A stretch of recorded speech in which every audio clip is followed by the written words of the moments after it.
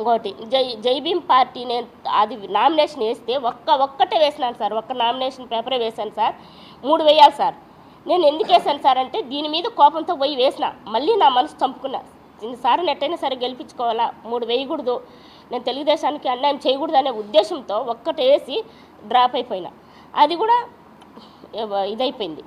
నేను అప్పటి నుంచి కోడూరులో ఉన్న సార్ వాళ్ళను కలిసిన, అమ్మ మనం తెలుగుదేశాన్ని గెలిపించుకోవాలా, అందరం కృషి చేసి తెలుగుదేశాన్ని గెలిపించుకుందామమ్మా అని చెప్పి చెంగలరాయుడు సార్ కానీ, విశ్వనాథ నాయుడు సార్ కానీ, రూపానందరెడ్డి సార్ కానీ అందరూ చెప్పినారు, తప్పకుండా ఈసారి మనం చంద్రబాబు నాయుడు సార్ని గెలిపించుకోవాలమ్మా, మీరంతా కష్టపడి గెలిపించాలమ్మా అన్నారు. సరే అని చెప్పి మేమందరం కష్టపడి గెలిపించినాము సార్.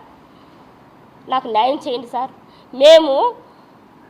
మాకు జరిగిన అన్యాయము ప్రతి ఒక్కరికి సార్, మాకు జరిగిన నుంచి 1.5 సంవత్సరం కాదు సార్ మాకు అన్యాయం జరిగింది.